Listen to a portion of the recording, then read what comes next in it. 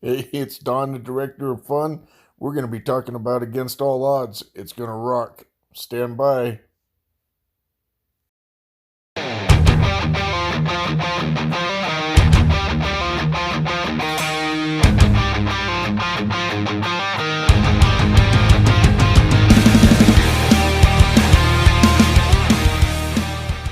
I'm pretty excited. I'm a little worn down, pretty excited though, and had a lot of information I wanted to cover. And my topic that I want to cover on this particular uh, blog, on this particular YouTube, is Against All Odds. Now, in this particular case, what we're talking about in Against All Odds is we're talking about obstacles and other things that get in the way or are perceived to get in the way. Sometimes they realistically do in accomplishing our goals. Now, I'm going to be kind of general because our goals today could be family goals, they could be personal goals, they could be musical goals, education goals, they could be business goals, management goals. Have you ever noticed as you go through life that there are some times when there just seems insurmountable things that you have to go through or overcome or just keep getting in the way of achieving what you really want? I just finished doing some great reading. One of the things I learned is sometimes we create those obstacles right here.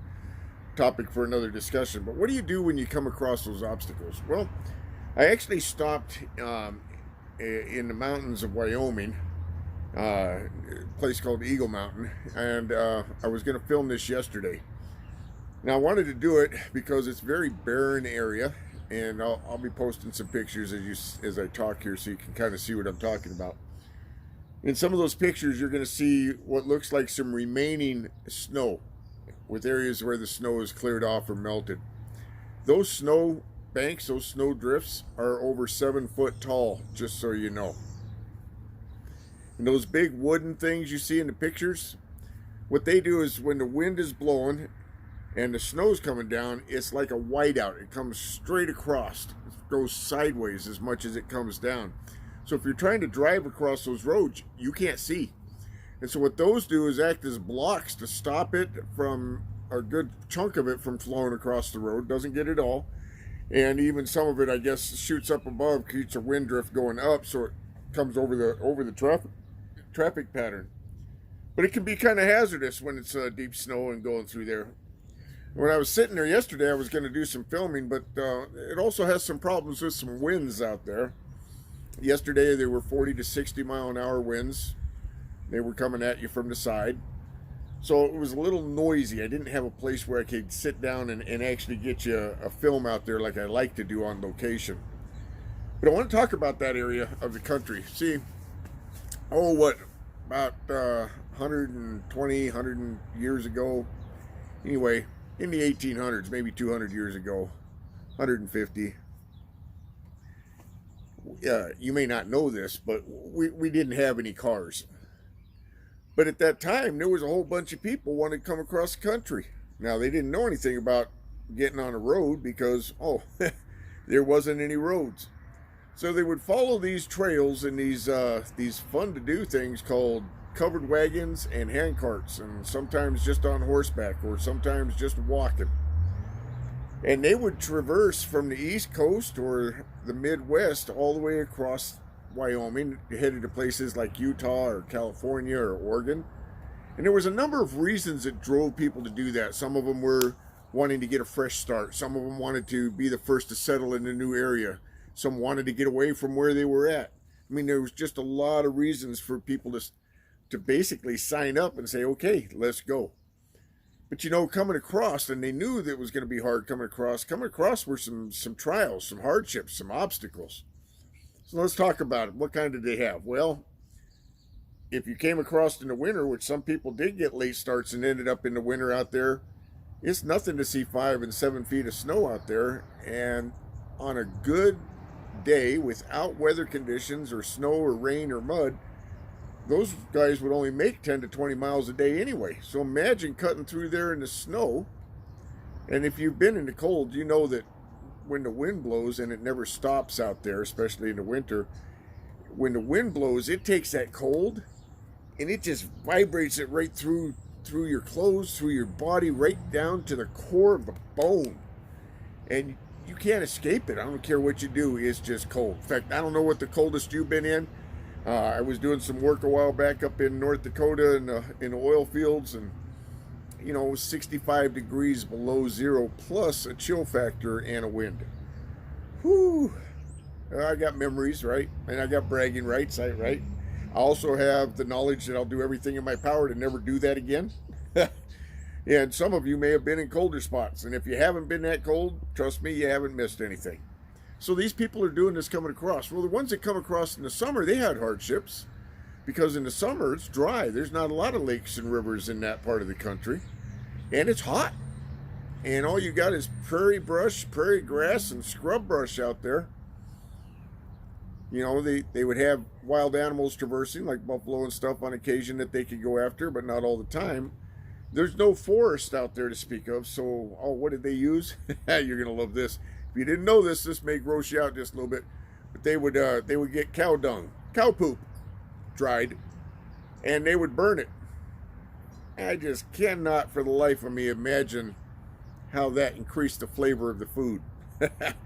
But then, a lot of times they were suffering getting across there, and a lot of those trains and wagon trains and hand carts and other people crossing through there that got a late start. By the time they come across the far end of Wyoming, they were down to flour and water, starving to death.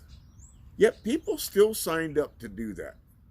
Knowing the risk at that time was literally risking their mortality, they still went west. What drove them? What made them take on all that risk and fight every obstacle you can imagine to come out and settle in a new part of the country? Well, we can only guess and surmise, and of course there's some logs and journals and stuff that were left, and there was a lot of reasons, like I said, but these folks, they went at it, they went after it, and they didn't stop, they didn't quit, and they got what they wanted. But they had to pay a price to get there. Now, what about our goals? What about our things that we're trying to achieve, whether it's a better relationship, which isn't all that hard to do once you get on board with both people working? What about a better education? It can be a little bit costly, but not hard to do if you're willing to put in the work. Moving up into management, if that's your thing, if you're looking for it, or starting and operating your own business like a lot of us do that probably are getting to listen to this right now.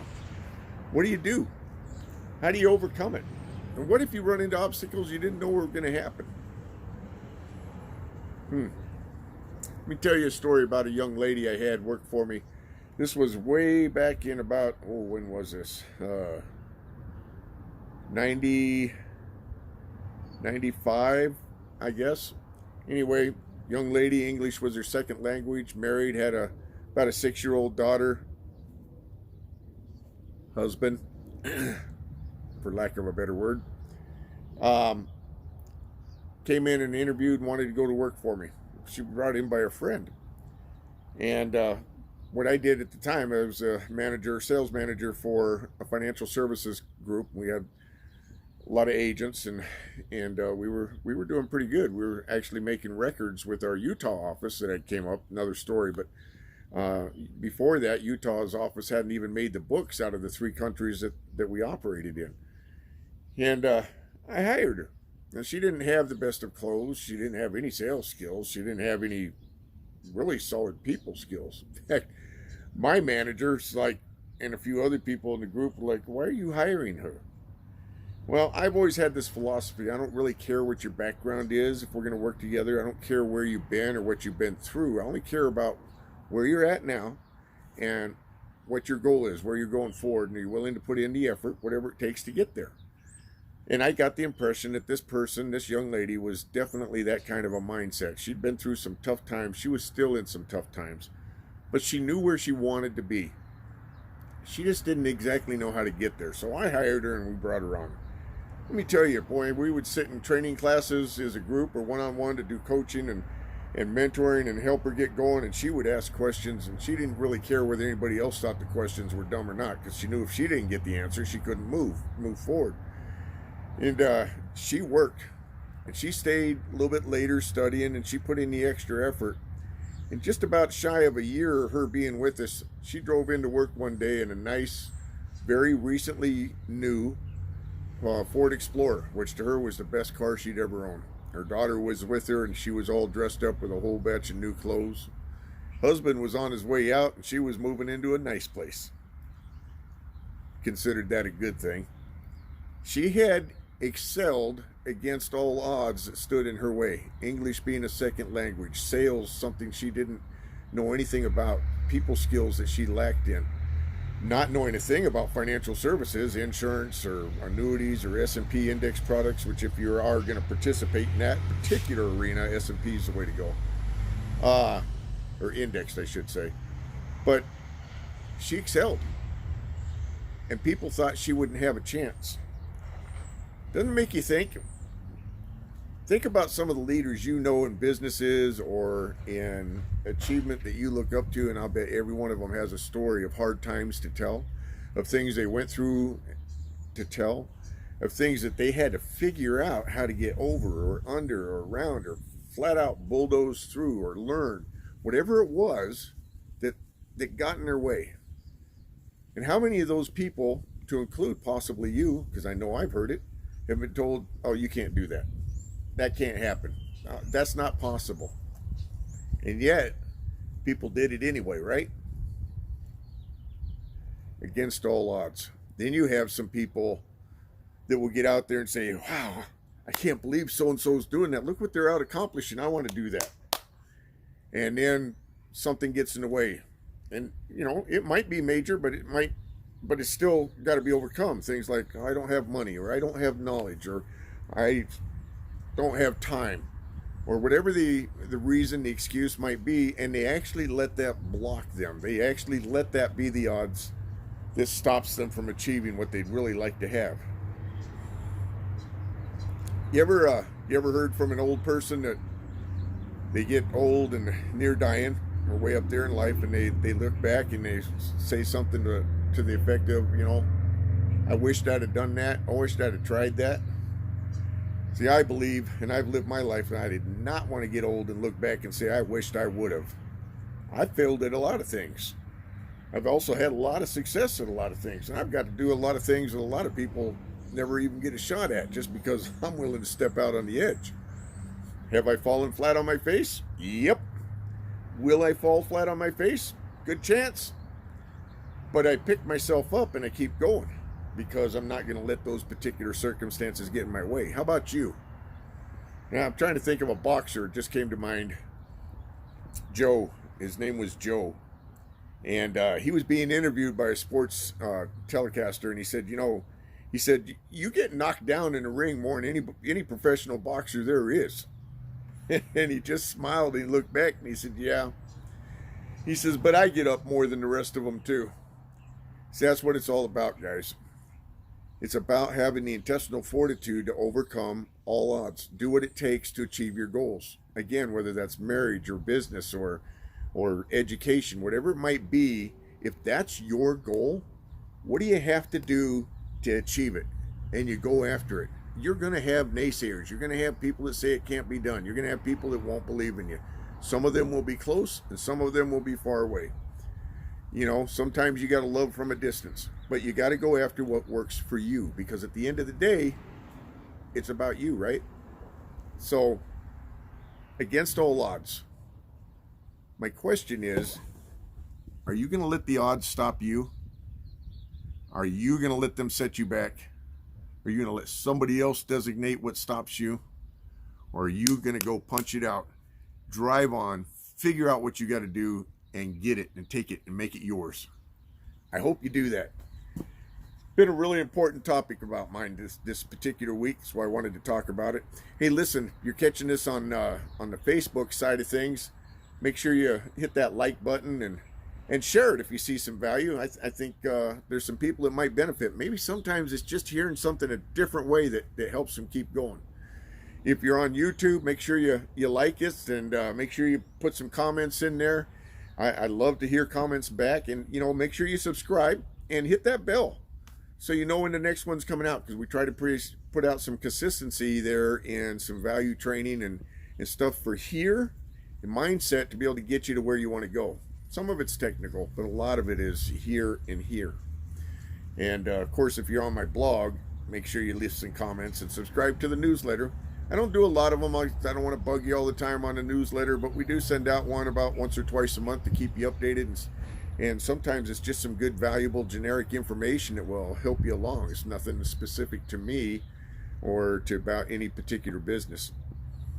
Hey, I get a thrill out of helping people succeed. I would like to know at some point if some of this is making a difference for you. Let me know. This is Don, the director. As you can see, it's nice out. Sunny, clear, 50s. I mean, that's short sleeve weather. I'm going to get out and have me some fun today. I've got some work to do tonight, but I believe in living in the moment as well. And so I try to structure my time as best I can. So not only do I get jobs done and things I need to do to build my business, but I get to go have some fun. And that's important. If you learn how to build it right, you can have a life of fun. Hey, this is Don, the director of fun. I got to run. Until next time.